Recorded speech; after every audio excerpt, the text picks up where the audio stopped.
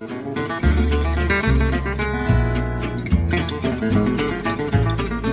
Other Simenon. The Venice Train, adapted for radio by Ronald Frame from the novel by Georges Simenon.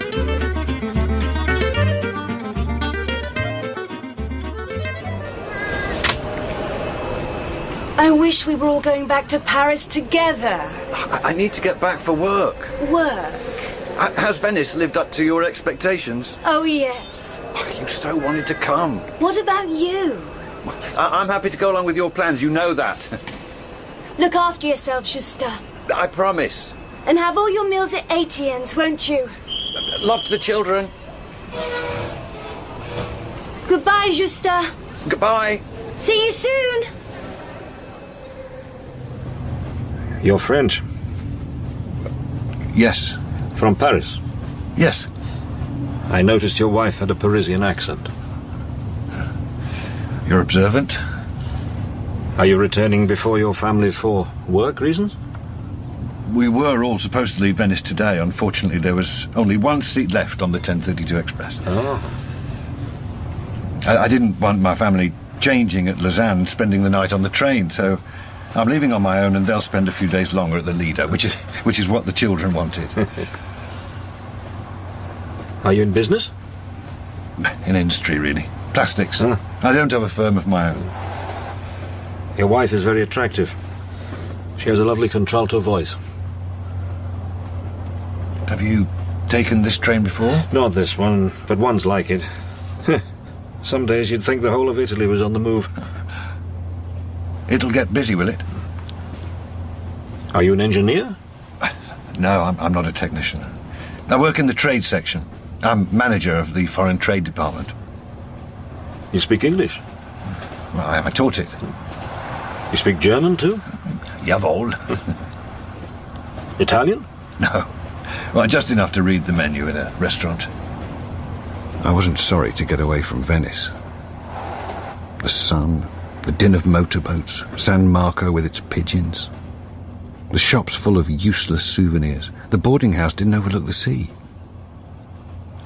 And yet, in a few weeks, a few months, a year, our time at the Lido would seem among the most luminous and agreeable of my life. And now this journey, on a hot train, overcrowded with passengers. And yet we remain, the stranger and I, the only two in this compartment, with 4 seats left reserved. You spend your weekends in the country? Yeah, near Poissy, yes. You know it? It's between Paris and Mantes-la-Jolie, isn't it? Yes, that's right. The man isn't interrogating so much as affirming. He gives the impression of knowing my answers in advance, only asking the questions in order to have confirmation. You've got a car? Yes, 4 chevaux. I need it in Paris, especially to go from the office to the factory. I was irritated by my own docility in answering. Whew, it's hot. My fellow passenger had no luggage in the rack. Were his cases in the luggage van, or was he travelling empty-handed? He didn't look Slav. I'd already heard him speak French, English, German and Italian, all well. His dark suit and tie were commonplace. Appearance-wise, he was unremarkable, unmemorable. My father-in-law has a restaurant come farm out at Poissy. You go there every Sunday? Well, usually, yes. Then it came. His first remark about himself. I won't be able to get out at Lausanne as I hoped. I have a plane to catch in Geneva, and this train gets me there just in time. It's quite a complicated timetable, I've found. Oh, I know nearly all the trains. Our fellow passengers will be getting on in Milan. I suppose you'll be taking the 8:37 to Paris from Lausanne. Quite right. You seem to know everything. We'll get to Lausanne at 5:05. I wonder if I could ask you, sir, as a favour, unless, of course, you've made other arrangements. Well, not at all. I don't know what to do in those 3 hours. You know the town? No. You don't intend to visit it? Not in this heat. No, I shouldn't have asked. I'm sorry. It's quite all right. On platform 1, near the left luggage office, there are some rows of luggage lockers. This is the key to number 155. The locker contains a case. It's not big, not heavy. But I really think I'm inconveniencing you. No, not at all, please. It means taking out the case. You need 1.5 Swiss francs for that. Here's some change. No, really. Just a minute. If the train remains long enough in the station, I could do it myself. But the case must then be taken to this address, you see. That's the problem. It's not a problem. 5 minutes in a taxi from the station, no more. Allow me to give you the Swiss money for the taxi. The journey passed. Lake Maggiore, Arona, Stresa, Baveno, Verbania, Palanza. I fell asleep. Passports, customs, anything to declare? Then something odd.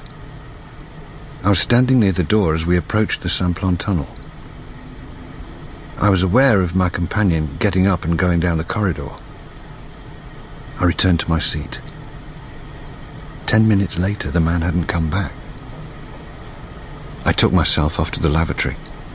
I expected to see the word occupied, but it said vacant. The man still hadn't returned to the compartment when we emerged from the tunnel back into sunlight, nor when the Swiss customs officials came on board. Isn't anyone sitting there? Well, there was. He left the compartment as we were going into the tunnel. That was the last I saw of the man. From the Venice train to the back of a taxi, in a strange town. A briefcase I hadn't seen until a few minutes ago, on my lap, making a delivery for a man I might have met in a dream. But it is happening. In my pocket is the bit of paper with the address. Here it is, 24 Rue de Bignon. Wait for me. I won't be more than a couple of minutes. It was a modern block. Arlette Staub, number 37. I rang again. I listened for sounds. Nothing. I put my hand on the doorknob. It gave way without needing to push. Is anyone home? Mademoiselle Staub? A coat was hanging in the hall. The balcony door was open. Anyone here? I was going to put the case on the floor and leave. Then, I caught sight of a pair of shoes on the floor. 2 legs, an underskirt, and then the neck and reddish hair of a woman. She was lying on the carpet. One arm stretched out, the other folded behind her back as if it had been twisted. She was on her stomach. I couldn't see her face. Mademoiselle Staub? Her hand was stone cold. I went out backwards, slammed the door, didn't wait for the lift but ran down the stairs. Outside I realised I still had the briefcase in my hand. The taxi driver leaned out and opened the back door for me. To the station, sir. Yes, to the station. Shouldn't I have called the police immediately? It hadn't occurred to me. I just wanted away. What could I have told them? Finding me in a strange flat by the body of a woman I'd never met, in a town which I hadn't set foot in until today. That'll be 4 francs 70. 2 more hours to wait. The most dangerous hours. After that, I'd be on the train and over the border. I went to the station buffet. Whiskey, please. With soda. I'm an honest man. I always have been. I've always done my best. I've often made sacrifices for other people, spending my holidays on a beach I hated from the first moment. Did I deserve to be in this position? To feel remorse as if I was a criminal? And now to behave like one? Waitress? Same again, please. There were another 5 in the train compartment. I was stuck in the middle this time. Would the body have been discovered by now? When would the press run the story? Not in France, surely, but there were places in Paris that sold papers from every country. If only I'd been alone in the compartment and hadn't had the whiskies or the pigeon pie. But there were 6 of us, with no contact between us, and all the glances, not just at me, seemed suspicious, accusing. You're entering France. Have your passports ready, please. Anything to declare? It was my turn next. What's in your briefcase? Business papers. Is this your suitcase? Yes. Open it, please. My naturalness had surprised me. It convinced the customs officer. I understood nothing, though. What had happened to the stranger? Was he kidnapped, or did he throw himself from the train? Why was Arlette Staub lying dead, only half-dressed? What was the point of the briefcase being stored for 5 days in the locker? And why should such an idiotically honest man as Justin Calmar be mixed up in this? All I wanted was to get home safe and sound, to Paris. Do you get the Tribune de Lausanne? The Tribune and the Gazette, sir. I don't suppose you have this morning's. It'll be in about 12:30. Made it. Home ground. But I couldn't avoid the concierge. And how is Madame Calmar, sir? And the children? I'm sure the little dears can't have their fill of the marvels of Venice. Thanks for forwarding the mail. All I've got here are some circulars. These look like bills. Better have a look. You'll find the flat very empty. What is it, the 20th of August today? Hardly anyone is back. Same thing with the shopkeepers. The flat was all dark.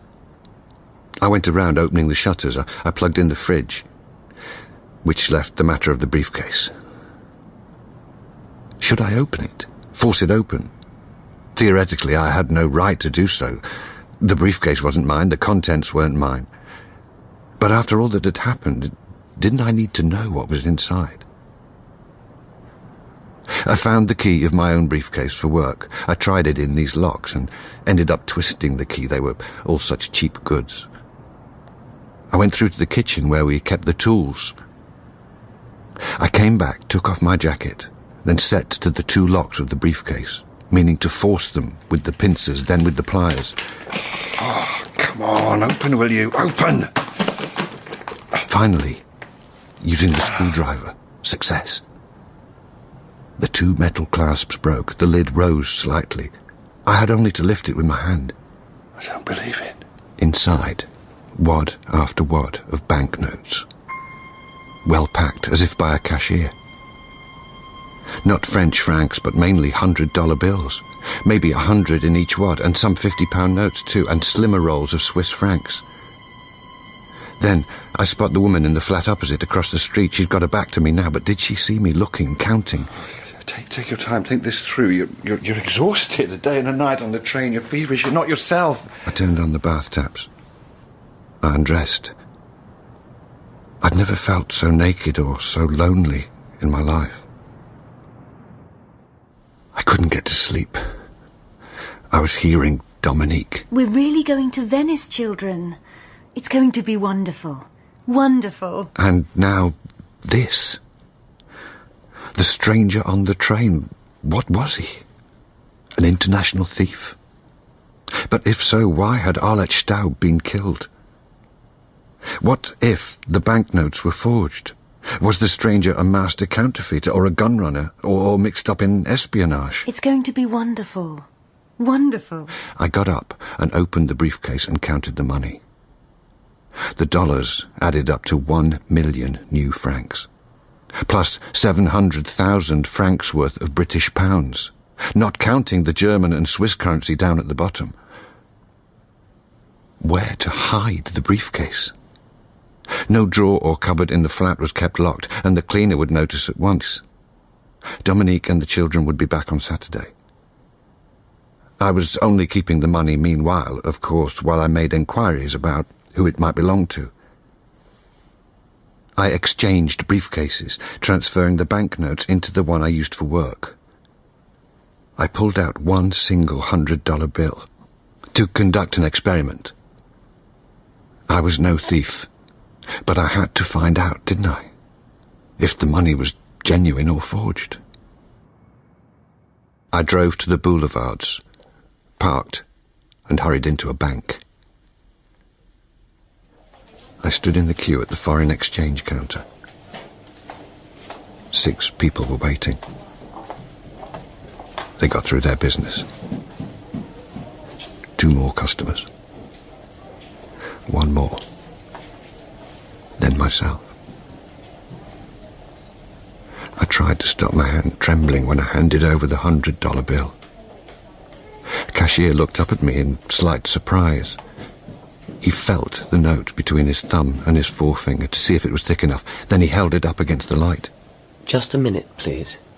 He stepped back to open a drawer, took out a list with columns and figures. He closed the drawer again. You would like French money, I presume, sir?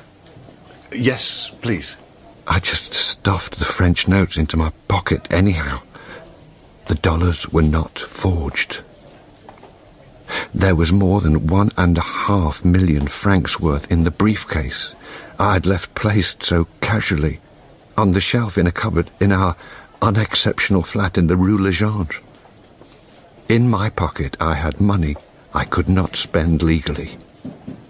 Have all your meals at Etienne's, Justin? No, not Etienne's today. Instead, the Café de la Paix.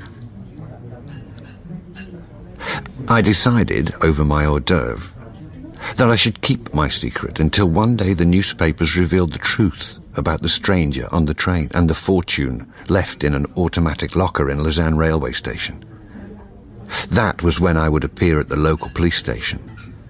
Or better still, higher up the scale, at the Criminal Investigation Department. I've brought the money. You can check it. It's all there, except for a single $100 bill. I thought I ought to change that at a bank in the Boulevard des Italiens to see whether or not it was forged. You must understand, I couldn't have done otherwise. Of course, I should have informed the police after I left Arlette Staub's flat, but I was too stunned to do so, being an honest man. And even if I did, let's say, entertain thoughts of opening a bank account, well, just supposing, well, that means providing identity papers. In some cases, the banks will inform the income tax authorities about their clients' accounts. To have a safe requires showing documents, signing others. I had a crazy idea over the lobster. Why not throw the empty case into the Seine this very evening? Throw the money in at the same time. A hail of banknotes. No. Nobody in their right mind would squander a fortune like that. Waiter? Yes, sir. Could you ask in the newspaper booth if the Tribune de Lausanne has arrived? If so, be so kind as to get me a copy. A blunder. The slightest detail might draw attention to me. Oh, yes. That very day, a customer eating a sumptuous meal asked me to buy him a copy of the Tribune de Lausanne. I searched from cover to cover. There was nothing anywhere about a young woman found lying dead in a flat. The bill, please, waiter. Oh, back to the old workplace at last. Hello, Bob. Were you thinking about us toiling away at our desks and the boss counting the days until you walk back in? Oh, not his lordship. Oh, I only wish you were all as efficient as Kalmar, gentlemen. No. There's a model of a good worker. Oh, shut up, Bob. Baudelaire didn't say that. Well, you weren't here to hear. Oh, you've put on some more weight. And you're not at all sunburned. Are you sure you went to Venice? Oh, what's wrong, old boy? Not overjoyed to see the grindstone again? Nothing's wrong. Well, the journey. That train journey from morning to night with such crowded corridors that you couldn't even get to pee. Then another train all night. Your dear wife, the kids? Yeah, they stayed on. They're coming back on Saturday. Bob might be the firm's art manager, but he was the eternal frivolous art student. A menace to all the secretaries. Anyone in a skirt, in fact. Our friendship went back to my days at the Sorbonne, when we frequented the same cheap restaurant. I say, old boy, are you sure you feel all right? Nothing went wrong between you and Dominique while you were away, did it? What could have gone wrong? I assure you, all right, don't get shirty. You look out of sorts, that's all. Is Dominique all right? Very well. Is she brown? Oh, you know perfectly well she doesn't go brown. She goes red and peels. That should have remained our little secret. hers and mine. But Bob... When I first met her, Dominique was Bob's mistress. A temporary arrangement. She left him for me. I was more like husband material. Not that Bob, being Bob, remained unconsoled for long. I promise you, I'm perfectly happy. Maybe, but you don't look it. Do you think the boss is coming? What does that matter to you? I suddenly realised that I'd been happy in this firm. I told myself, and repeated to myself, there was no reason why this should stop being so. Where can I hide the banknotes? Nothing in the building actually locked. Not the cupboard with the sliding doors in my office, or the green metal filing cabinet either. Where could I hide such a fortune? And if it was discovered, how could I say it was mine? You're looking green, old boy. If it's your digestion, you should take some bicarbonate of soda. Frivolous looking he might be, but Bob was too sharp to believe in indigestion. He must have understood I had an insoluble problem obsessing me. Here it is. Why should the person who got rid of Arlette Staub not get rid of me in turn, even if I didn't have the money anymore? Say I did throw all the money into the Seine. Anyone who guessed that I'd had the banknotes in my possession wouldn't believe that I'd done such a thing. As for going home, even after 5 o'clock the flat would be empty. With the cleaner gone, it would be very easy to force the lock. In the office, I wasn't really any safer. I had to make trips downstairs and outside to get to our laboratory. Then anyone could pounce on me with a knife or shoot me. I had made a discovery today. At home, in his own flat, a man of 35, married and with children, a man with responsibilities, did not have a single place where he could hide an object. I didn't seem to have a private life. I couldn't come back at any time I pleased. Where have you been, Justin? I was worried about you. I couldn't go out and spend money. How much did you say, Justin? I couldn't have a stomachache or be worried. Are you all right? Are you sure something isn't the matter? I couldn't even keep the smallest bit of paper, a scribbled address, to myself. What's in this parcel, Dad? At least in the office I could lock myself in the lavatory. And did so. And at the sight of the cold white porcelain, threw up my lunch. I say, you look better already, old boy. Will you dine with me at the Petit Cloche this evening? I'll introduce you to Françoise. Oh, she's a funny girl. You'll see. I've never met such a foul-mouthed girl. I'm afraid I'm booked. A chap I met in Venice. I promised him... No, that was wrong. A blunder. Bob could now ask Dominique, in all innocence, how about this friend of yours from Venice? Well, when I say Venice, I met him on the train. A Frenchman? This was only making matters worse now. No, Central European. I'm not quite sure where from. Welcome back to Etienne's, Monsieur Calmar. How were your holidays? And that charming Madame Calmar? Fine, thank you. You don't look very sunburnt. For someone just back from holiday, you look rather ill. We'll give you something light. A consommé to start with, then a chicken liver omelette which will make you smack your lips. Over the soup, it occurred to me. Why not tell Dominique about the money? A problem shared. What would she suggest? Is that you, darling? You're back. Safe journey? Glad to see us. Yes. Are you sure about that? Of course I am. My poor Justin. What? You don't look at all well. Oh, don't I? I hope you had your meals at Etienne's and that he took good care of you. The children and I just got back in time, I think.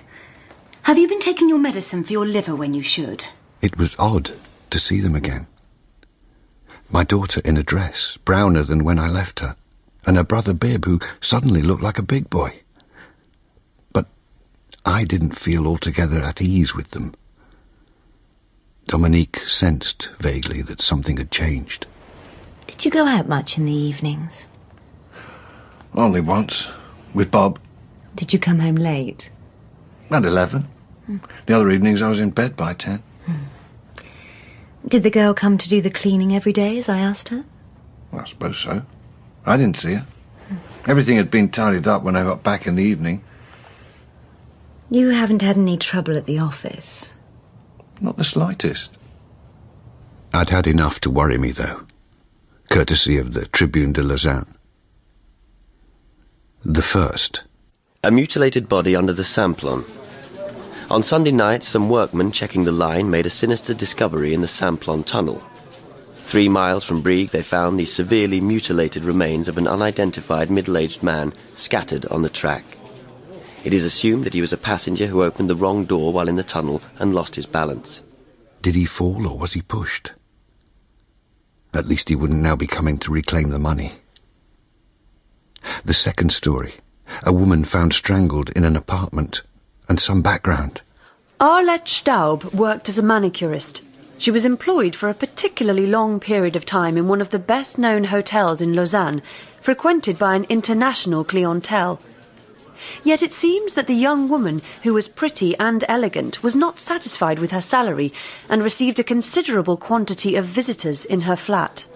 The police were said to have been uninformative. What did that mean? That they were in possession of at least one clue which they didn't want to disclose?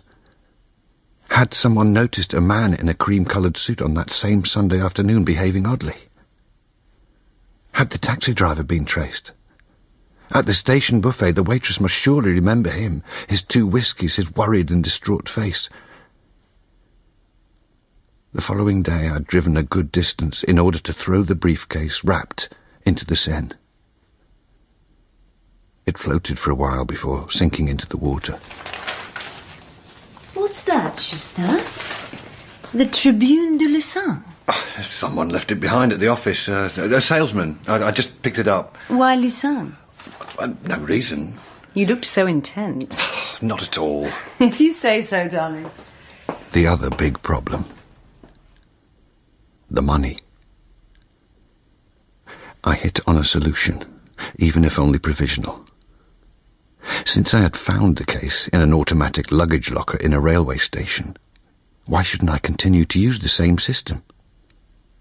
A new leather briefcase, big enough, but not the sort of case to draw attention to itself. It had to be sturdy. From now on, I would have to pick it up every 5 days. That was the rule. After 5 days, the lockers were opened and the unclaimed contents stored on the shelves of the left luggage office for up to 6 months. Starting at the Gare Saint-Lazare, but changing station every time so that I didn't become known. Only now did I realize what a prisoner of routine I had been before now. All along, in fact. For 24 hours a day, my behaviour was observed either by my wife and children, or it was monitored at the office by my boss, by my colleagues and the typists. What's wrong, old boy? You can tell your old pal Bob, you know. I'll fetch those little pellets of powder for you. You must take them. If you're not feeling better in 2 or 3 days' time, I'll call Dr. Briand. My boss, who was wedded to the firm and to our higgledy-piggledy business premises, was, Bob reminded me, being especially watchful of me. Simply in order to put the new briefcase in another locker, I had to think up an excuse, either at the office if I left earlier than usual, or at home if I returned later than usual. Sorry, my dear, I'm a bit behind. I was held up. There was an accident right in front of the car. It's a miracle they didn't stop me as a witness. I pretended not to have seen anything. Sooner rather than later, I was going to run clean out of street accidents. I just had to get myself organised. The 1.5 million francs didn't belong to anyone else until further notice, which was as much as to say that they belonged to Justin Calmar. My, you bought yourself a new tie. Well, I thought you'd like to see me wearing a slightly brighter one. It must have been expensive. Less expensive than I thought. 18 francs. Untrue. It cost me 25. The name of the shop was on the back of the tie. Dominique could go walking into the shop on my next birthday and ask for a tie costing 18 francs. As it was, Dominique was becoming more attentive. More protective, too. She was forever looking at me out of the corner of her eye. You're sure you don't have any problems you're hiding from me? I promise you, darling. Well, it must be overwork then. I assure you, I'm not working any harder than usual. Mademoiselle de Narve, the least prepossessing of the secretaries, developed the same silent adoration for me which she'd once had for Bob, before he started slapping her behind and making her blush. She was always the first in the typing pool to stand up, even mid-letter, and offer her services. Do you need me, Monsieur Calma? She was so subservient, treating me as if I were the most important person in the firm. Is everything all right, Monsieur Calma? Yes, of course. They were all at it. This solicitude always. The ceaseless spying on me. Mademoiselle de Narve, would you come here a minute, please? Yes, Monsieur Calma? This is the letter I dictated to you yesterday evening, isn't it? Tell me, is this exactly how I dictated it? I was meaning to say... I haven't changed a word. I'm sorry, Monsieur Calma. I thought you were tired. You used one word instead of another, and I took the liberty of correcting it. And what if that was the word I intended? Was I wrong, sir? Well, no, technically you were right, but... No, please, do you mind not doing this anymore and not assuming I'm tired? I'm very well, Mademoiselle de Narve, very well indeed. Far better than some people think. I hope you don't mind my mentioning it, Monsieur Calma. Mentioning what? I noticed, you see. Oh? I do like your new necktie. In the office or at home, sitting at the dining table, I would suddenly feel my forehead bathed in sweat, my nerves knotted, a heaviness in my chest, and then it was I couldn't bear anyone to look at me. When was Dominique going to find the new locker key in my pocket? I didn't want a fortune. I had no wish to change our way of life. My job, our flat, our day-to-day routine. Without those, I would have been out of my element. What I longed to satisfy were small wishes. The purchase of some little things which might have given Dominique and the children and myself so much pleasure. So, one Monday evening, I returned home with an armload of presents. What's the matter with you, Justin? Do you think it's Christmas already? Just some things for the children. We'll wrap them up for them. What have you got them? A motorised car for Bib. A school satchel for José. You really have. You didn't believe me. What else have you got there? I haven't forgotten you, Dominique. That's not what I meant. I know you didn't. Good. But for you, all the same. What? That gold brooch you were admiring with the pearls. Oh, Justin, you shouldn't have. And for myself, some tools and a penknife with a horn handle. You know, when I was a boy, I used to stand gazing at a knife just like this in the gunsmith's window. I don't know what to say, Justin. And when the children see... Well, we can thank the Gigi's for this. What? The horses? It's quite simple. On Saturday morning in the office, a client told me he had a sure tip for the tote jackpot. I've heard that people who gamble for the first time nearly always win. I waited a fortnight to make it happen again. This time my present was a dishwasher for the kitchen. Dominique had tears in her eyes. I know you wanted one. Almost every evening you missed the 8 o'clock news on television because of the washing up. From now on, when I've done putting the children to bed, we can be together. Oh, it's sweet of you to have thought of that. But you aren't going to go on, are you? How much did you bet? 5 francs each time. Did you bet last week? 5 francs, which I lost. Oh. But over 3 weeks I've made a profit of over 1,300 francs. Do your colleagues know? My client doesn't want me to tell them because if the news got out, the odds might drop. Who is he? Somebody I've never mentioned to you. What's his name? He's called Lefer. Ending in F-E-R? No, with 2 R's and 1 E. I was improvising wildly, terrified of slipping up, of coming out with the wrong phrase, saying the wrong word, which would entail other questions, and not being able to answer them without sounding implausible. But From now on, I could have small sums in my pocket I didn't have to justify. And to celebrate, to toast my ingenuity, I took a drink every day. More than one drink. In bars where I wasn't known. When do you think you'll stop betting, Justin? Don't you realise how few entertainments I have, darling? I work all day, and then all I want is to be with you and the children. Don't you think you can forgive me a little defect? An innocent flaw? I don't understand. What? Your sudden passion for horse racing. And after what it did to my grandfather. Because I win. And when you lose? I'll only lose 5 francs a week. The price of 2 packets of cigarettes. You're right. I know. It's just I thought you were stronger than that. Finally, I had succeeded. I had become a weakling. I should have known what was going on. What's that? You must have met her during that week you spent alone in Paris, when Dominique and the kiddies were in Venice. And that is why you've been acting so peculiarly. Well, peculiarly how? Rushing off early at the end of the day without a goodbye.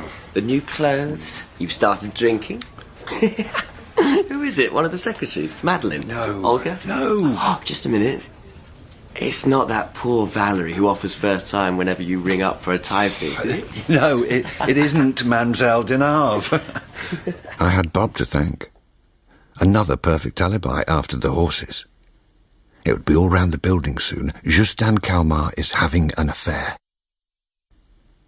According to the Tribune de Lausanne, a Dutch national had been arrested for questioning concerning the murder of the young manicurist. He was being held in solitary confinement. It came to the last race meeting of the season. There would be no more tote jackpot for a while. This had to be the big one. How many? 5. 5 horses, and in the correct order. Here's the list. How much did you bet? 10 francs. I thought you only bet 5 francs a time. Today I bet 10. So that you've won over 20,000 francs. We'll get you a fur coat. Buy that suit you told me about the other day, the russet one. We'll redecorate the flat. The children can have whatever they want from Father Christmas. But Justin, you won't gamble any more, will you? Promise me. I didn't need to work again. We could have gone off and spent our lives on the Riviera, idling. But something was far from right. I wasn't downhearted or discouraged. It was more like exhaustion. Melancholy, but on a cosmic scale. The daily grind all around me. 5 million people in Paris so busy rushing somewhere they thought they needed to be. Dominique's pushy in-laws and our weekly visits to honour them. The children growing up, wanting their freedom and taking it bit by bit. Dominique's questions. My guilt for having done nothing wrong. This terrible burden of concealment and the sudden thought in my head, has Dominique ever needed to conceal anything from me? All the lies, the disguises. Only one person seemed to accept me. Mademoiselle Denave, the plain Jane among the typists, looking at me with blissful admiration and rushing up to my office at the slightest excuse.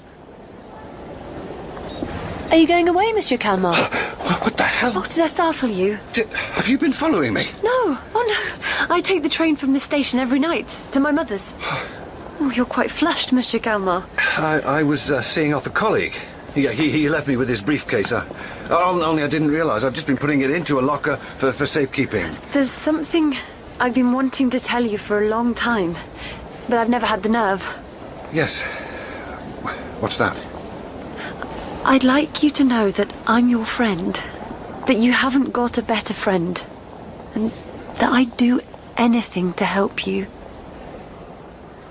Next day, she said, would I stay on after work? She had an important matter to discuss with me. I know you're worried, but don't be. She came in wearing makeup and had changed into a closer-fitting dress.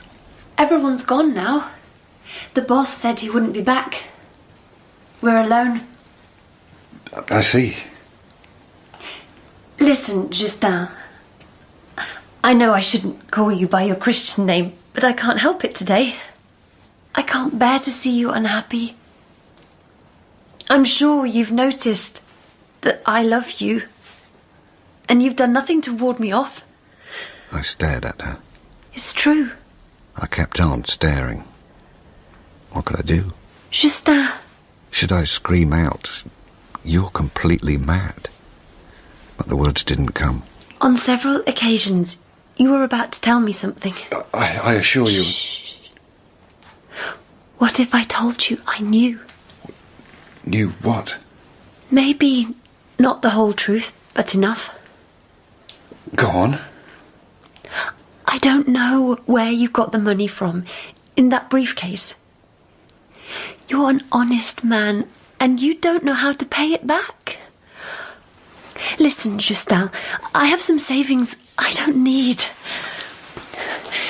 You can pay me back, my dear. We'll work out a way. Now she's holding me. Justin. She's kissing me. I've been waiting for this moment for such a long time. I can't break free. Can't escape. Oh, Justin. Do I want to escape? Make love to me, please. Oh, Justin. That was how the boss found us. Writhing on the floor. Hello, Bob. What is the meaning of this? Oh, excuse me, Monsieur Baudelaire. It's madness. It's all quite absurd. It's broad daylight. Ever since Venice, the train, I wonder if I could ask you, sir, as a favour. but all my life, everyone's life, quite absurd. Would you be so good as to report to me in my office? I freeze. My eyes are drawn to the window. Unless, of course, you've made other arrangements. All the voices in my head. Anything to declare? I'm looking outside while I tuck in my shirt, I should have known what was going on. while I straighten my tie. It's assumed that he was a passenger who opened the wrong door while in the tunnel and lost his balance. Kalmar, did you hear me? There's only that window between me and an end to it all. What are you doing, man? Then it'll be over. Release. Kalmar, I won't ask you again. Tell my wife, my children. Look after yourself, Justin. There's no time. No time to think. The window. Are you sure you went to Venice? A window. A single pane of glass between me and... Poor Justin. Kalmar, I open the window. what are you doing? Come down from there, Justin. Dominique! No, don't jump, please. I stand there. It's going to be wonderful. I stand there with the breeze on my face. Don't jump. It's going to be wonderful. Going to be wonderful.